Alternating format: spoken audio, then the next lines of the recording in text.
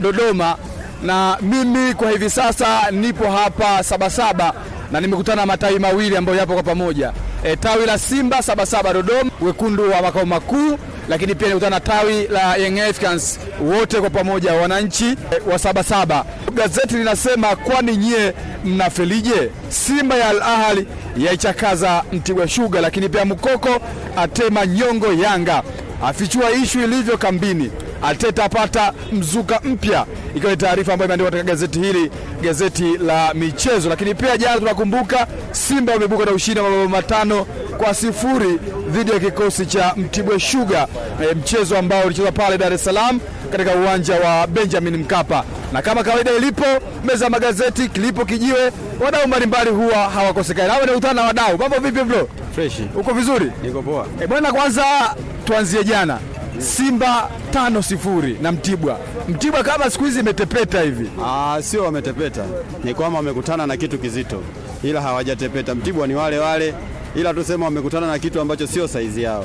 Sio saizi yao kipi hicho? Mabingwa wa nchi. Timu ambayo inaogopeka sasa hivi Afrika nzima, Simba Sports Club. Mimi nataka nifahamu hapa mlipo, kuna matawi mawili. Mna tawi la Simba, kuna tawi la Yanga. Huwa mnazungumza nini? Palapo na matawi mawili Simba na Yanga nadhani kinaeleweka, ni kutambiana tu. Ila wenzetu sasa hivi hawana nguvu. Sasa hivi hapa ni Simba tunatamba. Yaani utopolo kwa sasa hivi ni wamepotea.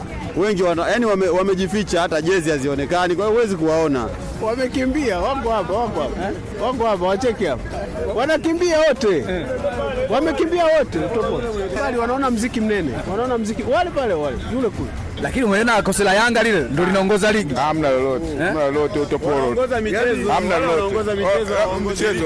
Imefikia Simba wanaongoza michezo. Imefikia sehemu shabiki wa Yanga anakuambia alitaka aoe mke wa pili, lakini kaahirisha kuoa mke wa pili kwa sababu mawazo ya timu tu inatosha kuwa mke wa pili pia. Umemsikia jamaa? Jamaa nimemsikia. Lakini huyu ni timu mwenzangu huyu. Huyu ni Simba na mimi ni Simba. Huyu ni Simba na mimi ni Simba.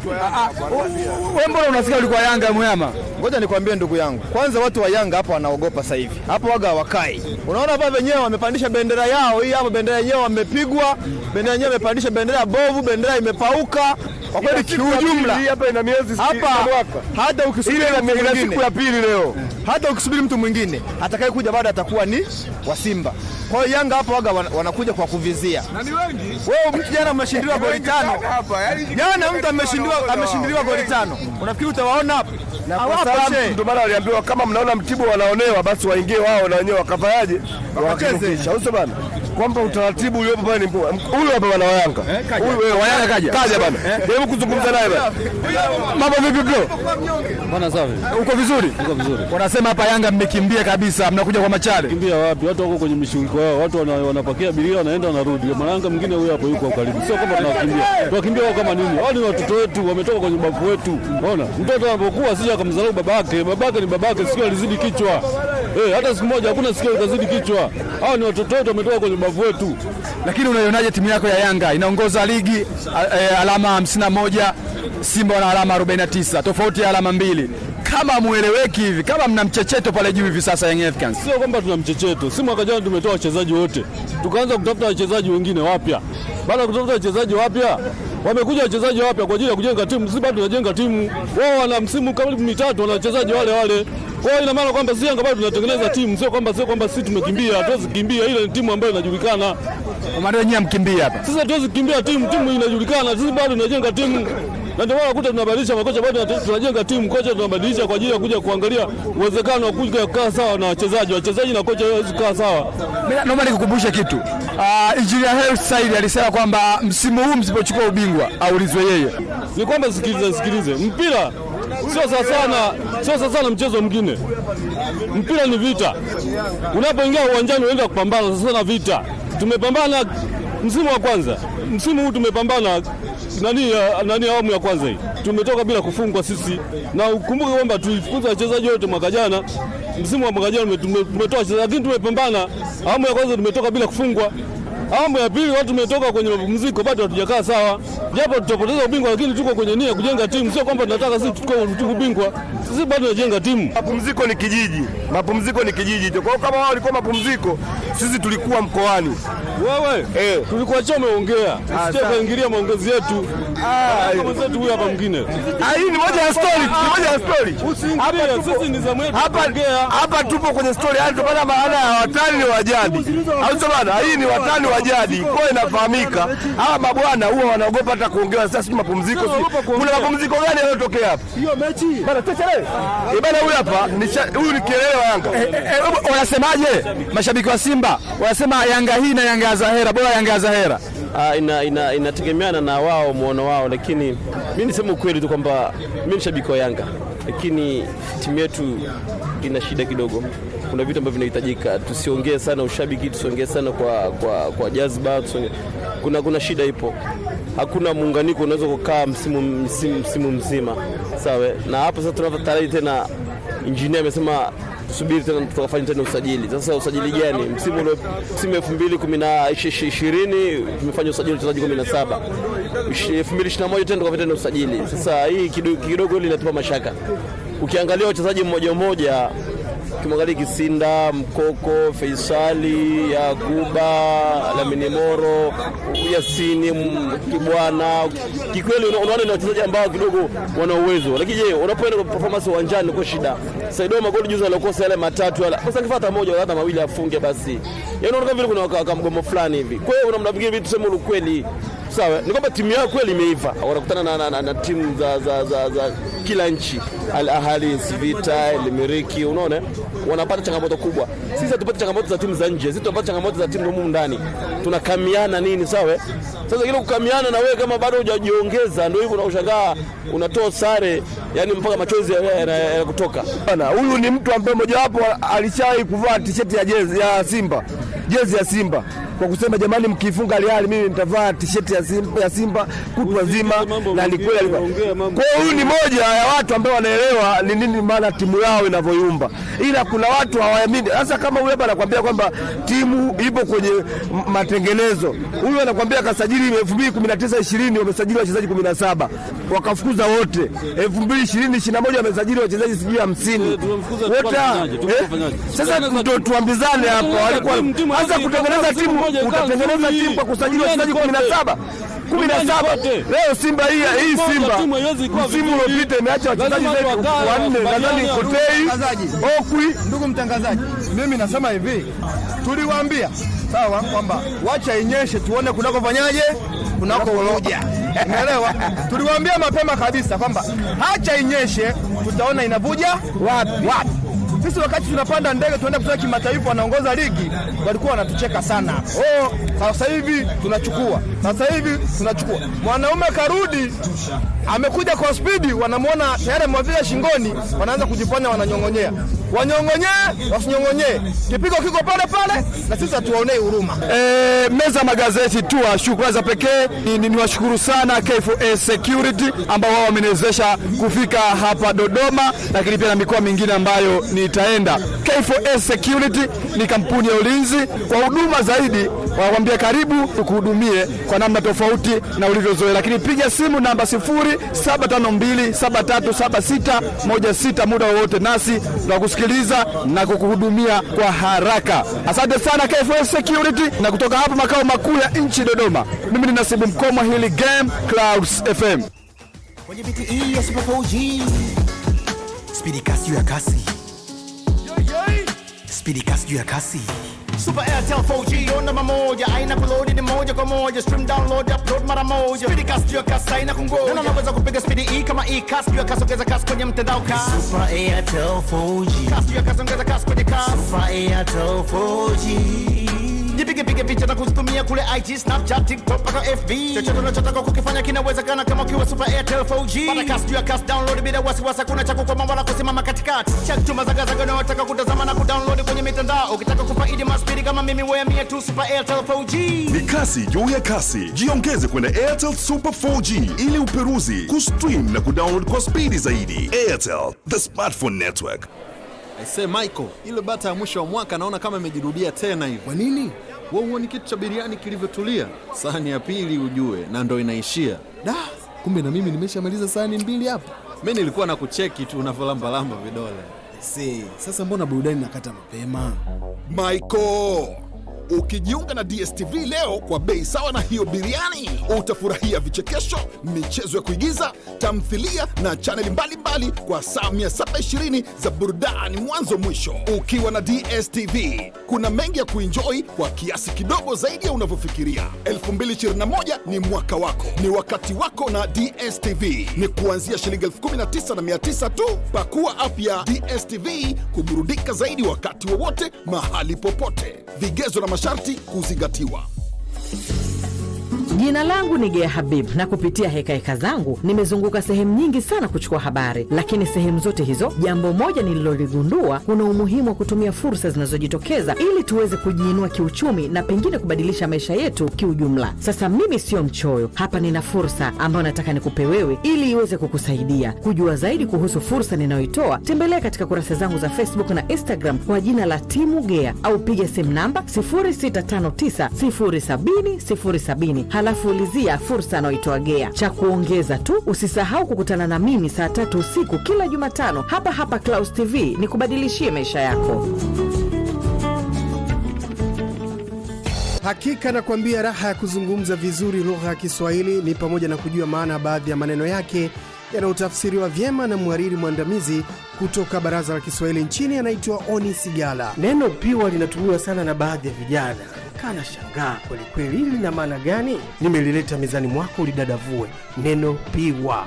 Piwa ni kilevi kikali sana ambacho ni kilevi kikali sana ambacho kinatengenezwa kwa kukeneka maji ya vitu kama vile matunda, nafaka na kadhalika. Piwa sasa hiyo ni hatua ya hiyo pombe na upitia ama ni nini? Ni ukenekaji. Ukenekaji kwa maana ya uchemshaji ule mchakato unaofanyika ule wa kutengeneza. Hiyo kitu mpaka unachanganya na matunda na nafaka vile vile. Kila kitu kinachanganywa duniani. Na hiyo sio pingu. Pingu ni pombe. Unafunga chini hiyo. Nimeshaikusikia hivi. Kwamba kama ulivyoongea. Kazi yetu ni kuhakikisha unajifunza na kuzungumza vyema lugha ya Kiswahili. Mimi ni mtozi na mwanagenzi Philip Mwihava. Endelea kurahani Clouds FM.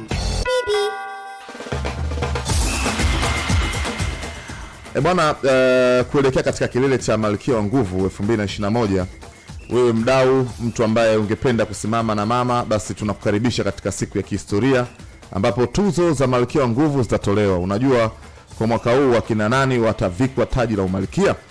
Tukutane tarehe 24 mwezi huu pale katika kituo cha kimataifa cha mikutano cha Mwalimu Julius Kambarage Nyerere Posta jijini Dar es Salaam. Fika kuanzia saa 1 asubuhi, pendeza, nukia na pita kwenye red carpet, wote tusimame na mama tayari kwa kuingia ulingoni. Fahamu kwamba Malkia wa Nguvu 2021 imepewa support na LSF, Uhuru Hospital, Tulonge Afya kupitia mradi Wanaweza, Flawless Sanitary Pads pamoja na Willac. Hawa wote wametoa nguvu kuhakikisha wewe Malkia wa Nguvu unaingia ulingoni. Bana, jana tulizungumza hapa kuhusiana na mechi ya Simba na Mtibwa. Tukasema kwamba inawezekana Simba wakabwete, inawezekana ile tahadhari yetu labda imewasaidia Simba wakaona wao wakubwa wakaingia so easy yani. Lakini nilivyoona kile kikosi nikagundua Gomez alijifunza kupitia mchezo na Prison. Unajua Gomez katika ligi mechi ambazo amecheza zile ambazo ingawa zote ni ngumu lakini zile tough. Unajua kwanza alianza na Azam, anakatiwa anatakiwa aende Kongo na Vita, akadraw ile 2-2, akaenda kule akacheza akarudi. Hapa katikati akapewa mechi na nini, akapewa mechi moja na Prison, akaingia zile za wengine naweka huku tucheze hivi chupu ile maji ya jioni kabisa wanachomoa. Sasa jana nilivyoona kile kikosi kaona huyu kocha sasa kashaona hapa kumbe kila mechi finali akaweka ule mziki ule. Alipungua nani tu pale, walibadilisha, alitoka Ruanga akaingia Mkude. Lakini kikosi kilichoanza mechi na Ahali ndio kile kilichoanza mechi na Mtibwa.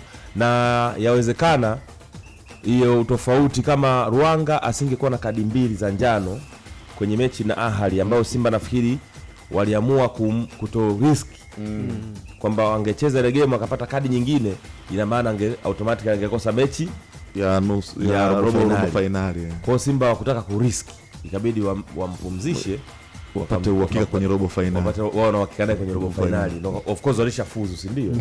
Wakamweka Mkude, ila huku kulikuwa hakuna hiyo hakuna hizo hesabu, wakaweka mziki ule. Kwa hiyo okay, Mtibwa walishindwa kuwaheshimu Simba au walilazimishwa? Yani unaweza kumheshimu lakini umelazimishwa. Kwa mfano unaweza kuheshimu waliwaheshimu, lakini Simba walikuwa top, waliwazidi, yani walikuwa ni tofauti ilikuwa ni kubwa mno ya mchezaji mmoja unaanzia hapo kwanza. Na ukija ile mipango performance na yenyewe ilikuwa juu mno. Ukimwangalia yule Lali Bwalia unaona kabisa ni level nyingine dhidi ya wengine. Kagere, mimi mara zote naikubali sana mentality ya Medi Kagere. Unajua mchezaji mwingine kwa hizo changamoto za kwenye timu anazokutana nazo Kagere, mchezaji mwingine unajua unapotea. Angekuwa saizi kashapotea. Sababu ni nadra sana top scorer alafu unakuwa ni option.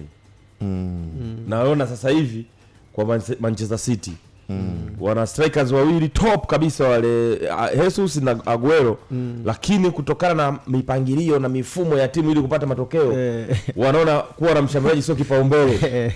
Kwa wanachezesha viungo watupu, washambuliaji wote wawili wanaweka nje. Ikitokea sasa tumekwama na plan hiyo, sasa bana hebu njoo. Umeelewa? Ubahatishe, waki wanakuona kama sasa njoo tubahatishe. Umeelewa? Hasa kwa Simba na Kagere mfungaji bora, lakini bado wakikaa chini wakati wanachola game plan sawa, wanakuweka pembeni, wanakuja na plan ya timu kupata matokeo. Lakini pamoja na yote hajawahi kudisappoint Kagere. Umeelewa? Wewe angalia, unaweza kaamini Kagere hata msimu uliopita angekuwa mfungaji bora. Toka msimu uliopita jinsi ulivyokuwa changamoto zake zile za msimu uliopita. Na msimu huu lakini bara jana ndio iko top, anaongoza kwa kufunga magoli. Moto ule anakipata nafasi. Ni mmaliziaji mzuri. Ameshadhihirisha sio sasa hivi. Kwa hiyo hakuna tena doubt, yani yale mashaka juu ya umaliziaji kwa Kagere. Isipokuwa tu wakati mwingine kama timu inatengeneza mpango kama timu ndio hivyo. Sio kwa nia mbaya. Okay, jana bana Alex uliuliza swali bana, wanaweza kukamia kuna faini kakwambia kukamia kunategemea na ubora. Nimesema kukamia kunaweza kukasaidia. Ubora ndio ambao unapelekea ule ukamiaji wako na uhitaji wa mechi uweze kufanikiwa. Nadhani jana umeona hata kama unakamia sasa unakamiaje. Wakati unaona kabisa ubora wa mchezaji mmoja ni tofauti, timu uzito wa timu tofauti. Yaani kuna vitu vingi, hata ukiangalia hata exposure ya Simba kwa sasa hivi na Mtibwa ni tofauti. Unaweza kukuta sasa hivi wachezaji wa Mtibwa yani kupita tu pale kwenye line pale mnasalimiana tayari ameshaingia hofu ya mchezo wenyewe. Unajua kuna wakati mnaweza kuwa pale mmesimama ukiangalia timu upande wa pili leo shughuli. Ukiangalia wenzako kule unajua hapa leo shughuli. Lakini kuna ile mmesimama unaangalia hapa kama hamna hapa. Tuna hata tatu hatukosi. Kwa tayari waipo kwa mchezaji. Automatically huwa inakuja kutokana na listi ya timu pinzani. Kwa kumbe mnakwenda mkiangalia kwa hiyo zile kwa tule mnavyokwenda kwa mnapigwa 5 ile sawa sawa tu. Yaani mnaangalia Ivory Coast ukicheki ya tule wewe unaunganishwa watu wawili. Yaani wewe afu kuna mwingine aunganishwa ndo unamkuta yaya. Unasema hapa leo. Yaani unaangalia unaona kabisa tena umenikumbusha vizuri sana, nataka nimuulize Amri. Hiyo element ya kupania hiyo na ile element unakutana na watu walio bora. Kuna mechi moja Ivory Coast walikuja hapa. Ile hamasa ilikuwa nyingi za kuhamasisha vile. Tulihamasisha tukatiana ndimu mtaani.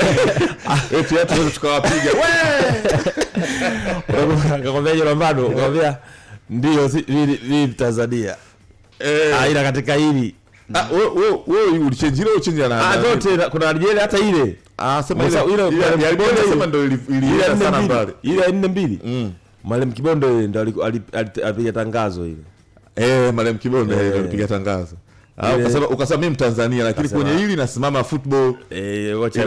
Wacha mpira utende haki yake. Ile mechi ya Mjamba alifunga goli dakika 3 mapema nakumbuka.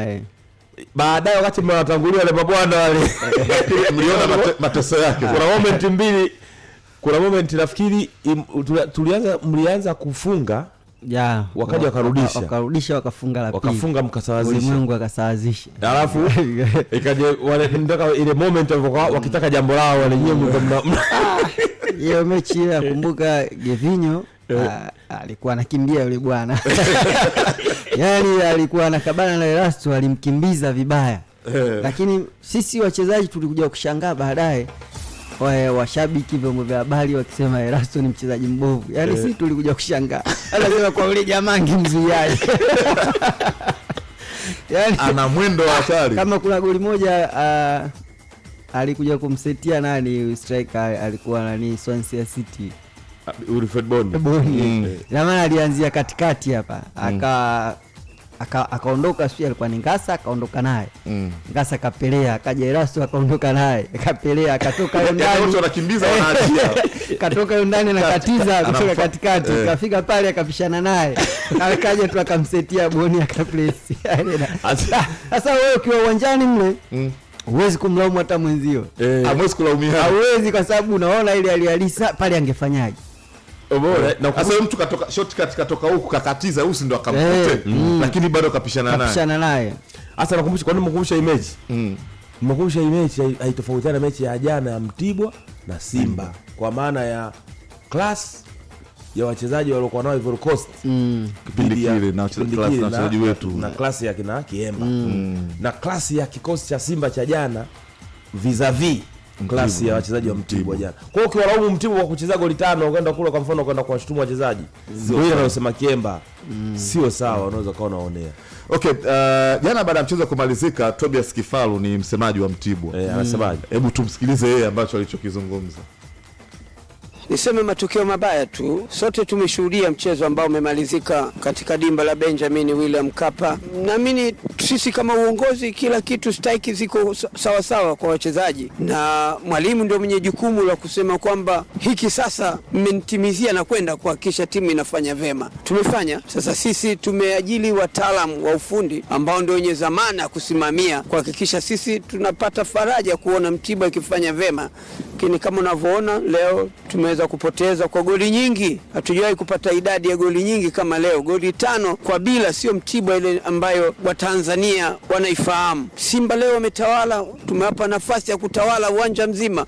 Wanacheza wapendavyo na wachezaji leo wamekuwa chini ya kiwango kiasi cha kwamba bado tunajiuliza nini tatizo. Tobi, chini ya kiwango au Simba alikuwa bora zaidi kuliko wachezaji wenu? Chini ya kiwango na Simba iko kwenye kiwango bora. Sio kusema kwamba Simba wameingia kwenye robo finali kubahatisha. Ni timu bora kwa Afrika. Sasa ukizungumzia achana na Kongo, kiachana siyo na Uganda, ili bara la Afrika ukizungumzia klabu ambaye sasa inafanya makubwa, watu wanaizungumzia Simba ya Tanzania. Na nafurahi kuona inatuwakilisha vema Simba kwenye michuano ya kimataifa. Wanaita timu ya Tanzania, sio Simba ya Dar es Salaam, Simba ya Tanzania. Kwa hiyo wawakilishi wazuri tumeona na nimeshuhudia leo. Tobi, kocha hajaonekana tena kwa mara nyingine kwenye benchi la ufundi. Mechi iliyopita dhidi ya Azam hakuwepo, mechi dhidi ya Simba hayupo, na nyumbani sio mbali sana, ni hapa tu, tuko majirani. Nini kimemkumba mpaka anashindwa kurejea? Nikili tu swala la mwalimu nitashindwa kulizungumzia sababu nimekuwa Dar es Salaam kwa majuma mawili na ninarejea nyumbani kesho ili nitakaporudi nyumbani nione kamati kuu ya utendaji kuna nini ndani yake. Wamefanya jitihada gani ya kumrudisha mwalimu. Ilikuwa arejee nyumbani baada ya mapumziko, arejee mwezi Machi mwishoni. Lakini mpaka sasa hajarejea. Sasa siwezi kuzungumza hili sababu nimekuwa Dar es Salaam kikazi kwa muda mrefu na sasa narejea nyumbani ili niweze kuungana na wenzangu. Nirudi Mtibwa alafu niulize baada ya kukutana na ile kamati ya utendaji. lakini taarifa ambazo zinaenea kwenye mitandao ya kijamii, lakini mwalimu pia amefanya mahojiano na baadhi ya vyombo vya habari, anasema hawezi kurejea tena Mtibwa kwa sababu haoni mwalimu mkuu ni nani, anaingiliwa majukumu yake na wasaidizi. Sasa sijui taarifa hizi zimekaaje Toby? Nitalizungumza hili baada ya kurejea kule kwenye mashamba ya miwa ili nione katika kamati yetu kuna nini ambacho kipo, ndipo niweze kuzungumza kwa wanamichezo nchini kuelezea hatima ya mwalimu Thierry Hitimana. Lakini kwa sasa Watanzania wabaki na nini? Mwalimu Hitimana bado ni wa kwenu au? Nitalizungumza hili baada ya kurejea Morogoro. Tobias Kifaru akizungumza jana hapo akiwa anazungumza na Diki Masanja, nafikiri akimpiga maswali kadhaa.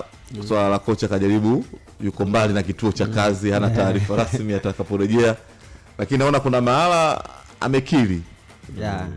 Kuna mahala katika mazungumzo yake amekiri kutokana na namna alivyoulizwa. Lakini mbali ya Tobias Kifaru, nafikiri tunamfahamu Ivo Mapunda, mmoja wa walinda mlango mahiri wa nchi hii waliowahi kuchezea timu hizi kongwe za Tanzania kwa nyakati tofauti na nje ya mipaka ya Tanzania. Ivo alicheza FC Leopards alicheza Gor Mahia na FC Leopards au alicheza Gor Mahia? Okay. Okay, naye vile Bandari na Gor Mahia. Baada ya mchezo yeye alitoa mtazamo wake kuhusiana na hasa sasa hivi hali ilivyo hususa kwa timu hizi kongwe za hapa nchini. Pressure yao kubwa ni kwa sababu tu hawafanyi vizuri. Ni kwa sababu wao hawafanyi vizuri, Simba wanafanya vizuri. Kwa hiyo pressure yao kubwa ni hiyo. Kwa sababu kiu ya mashabiki ni kuona timu yao inashinda. Sasa kama timu yao haishindi alafu upande wa pili wanashinda, bado itakuwa pressure itakuwa ni kubwa sana mashabiki watakuwa na pressure kubwa kwa pressurize wachezaji au kwa pressurize wachezaji au kocha waweze kufanya vizuri. Kwa hiyo pressure kubwa inayotoka Yanga ni kwa sababu Simba anafanya vizuri. Na sasa hivi tofauti ni pointi 2. Yanga anaongoza kwa pointi 51, Simba 49. Lakini Simba ana mechi kadhaa za viporo. Unaonaje msimamo wa ligi utaisha kama ulivyo au Simba ataenda juu na kuchukua ubingwa? Kwa performance ambayo Simba wanaionyesha na performance ambayo Yanga wanaionyesha, obviously sawa. Unaona kabisa kwamba Simba anaelekea kwenda kukaa juu. Sawa, kama Yanga wataendelea na performance hivyo ya tia maji, draw zinawaandama, hawawezi kushinda. Obviously Simba kwa jinsi ambavyo wanavyocheza na ushindi kama unavyoona, Simba ataenda kukaa pale juu. Kwa uzoefu wako, Yanga walianza kupata matokeo mwanzoni wakati ligi inaanza na walikuja kupoteza mechi yao ya kwanza kabisa, wamefungwa na Coastal Union. Lakini pressure inazidi kuwa kubwa. Sasa hivi mambo yamebadilika, sare zimekuwa nyingi. Ni nini kinatokea? Nini kinaikumba Yanga? Kwa nini mwanzo walikuwa wanapata matokeo lakini sasa hivi inakuwa shida kupata matokeo? Nadhani ni mfumo tu. Sasa hivi nadhani hata walipokuwa wanashinda mwanzo, nadhani ligi ndio ilikuwa inaanza, lakini sasa hivi hata timu nyingine sasa hivi wamekaa vizuri. Timu nyingine pia wamekaa vizuri, wanawajua Yanga wanacheza ni Yanga namna gani, wanacheza namna gani, na ndio maana unaona hata ushindi kwao inakuwa ni ngumu zaidi. So cha kufanya kikubwa zaidi ni kuhakikisha kwamba lazima Yanga kama timu kubwa wawe na wachezaji ambao ni quality players ambao watakuwa wanashindana kimataifa kama ambavyo Simba unaona, lakini kama wataendelea kuwa hivi bila kubadilika, bado Yanga watastruggle sana. Hivyo unasema kwamba Yanga watafute wachezaji wenye ubora wa juu kama Simba. Una maana ya kwamba kuna wachezaji ambao wako Yanga ubora wao ni mdogo ukilinganisha na timu? Sio mimi ninayesema, hata wewe pia unaona. Kama kungekuwa na quality players, basi Yanga wangekuwa wanapata matokeo mazuri. Lazima tukubali tu kwamba Yanga wanahitaji kuwa na quality players. Wana wachezaji ndio, sawa, wana wachezaji ambao ni wa kawaida, ambao hata mchezaji mwingine anaweza akacheza, hata hapa pia anaweza akacheza ambaye anatokana, lakini tunataka kama ni unaleta professionals, basi hebu jaribu kurelate. Tunataka basi kama ambavyo Simba wana wachezaji wazuri, tunaona wakina Chama, tunaona wakina Mixon, unaona huko uwanjani, unaona ni jinsi gani ni huyo ni international player ambayo tunataka hata Yanga pia walete watu wa namna hiyo. Ndicho sasa haya maneno ndio tutakuwa hatuongei au mashabiki watakuwa hawaumii. So tuseme tu kwamba hatuhitaji kupepesa macho, hatuhitaji kuwa waongo, lazima tuongee ukweli. Yanga wanatakiwa wawe na quality players ambao watawaletea matokeo. Basi hebu tuchemshe bongo kidogo. Siku ina masaa mangapi? Najua wengi mnajua jibu la hili swali. Vipi tukikwambia kuanzia leo una nafasi ya kushinda mamilioni kwa kujibu maswali rahisi tu kama hilo?